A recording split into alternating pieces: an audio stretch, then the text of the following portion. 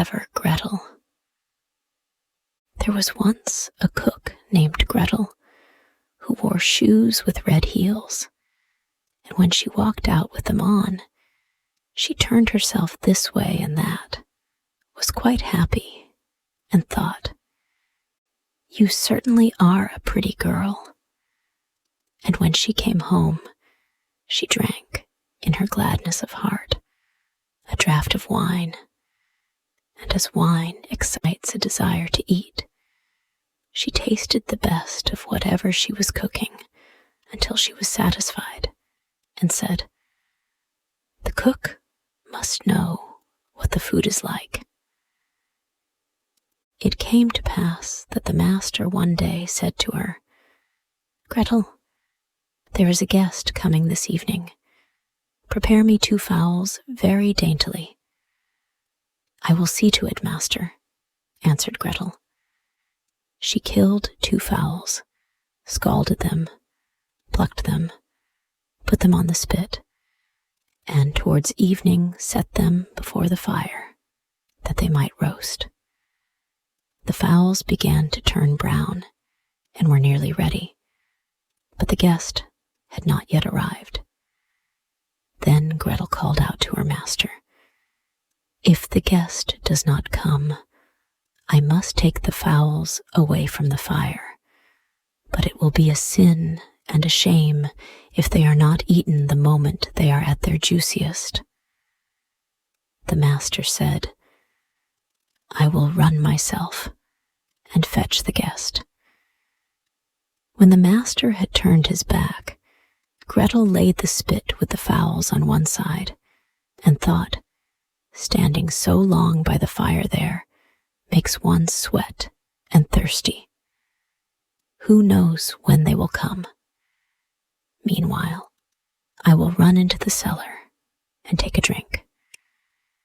She ran down, set a jug, said, "God bless it for you, Gretel," and took a good drink, and thought that wine should flow on and should not be interrupted, and took yet another hearty draught. Then she went and put the fowls down again to the fire, basted them, and drove the spit merrily round. But as the roast meat smelt so good, Gretel thought, something might be wrong. It ought to be tasted.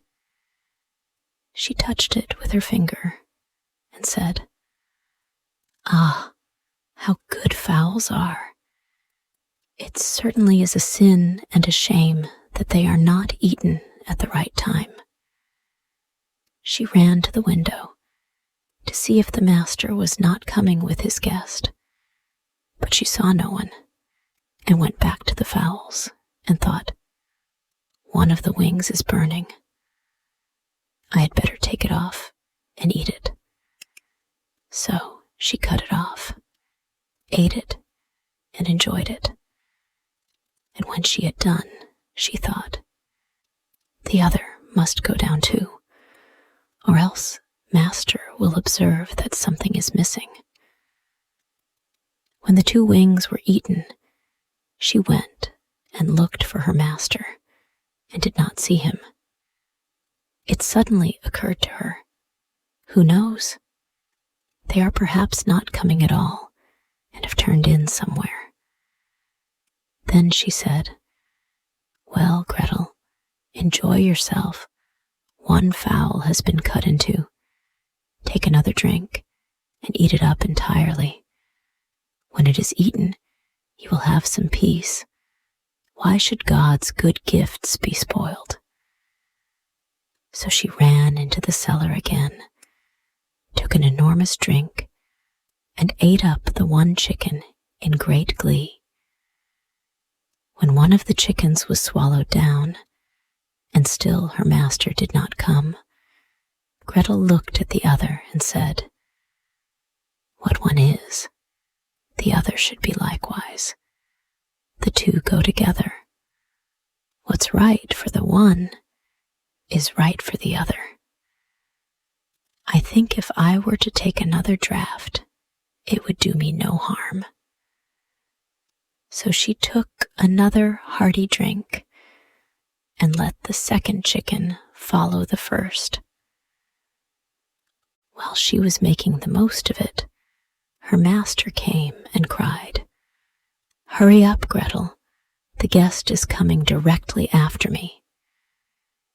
"Yes, sir. I will soon serve up," answered Gretel. Meantime, the master looked to see that the table was properly laid, and took the great knife, wherewith he was going to carve the chickens, and sharpened it on the steps. Presently, the guest came and knocked politely and courteously at the house door. Gretel ran and looked to see who was there, and when she saw the guest, she put her finger to her lips and said, "Hush, hush. Go away as quickly as you can.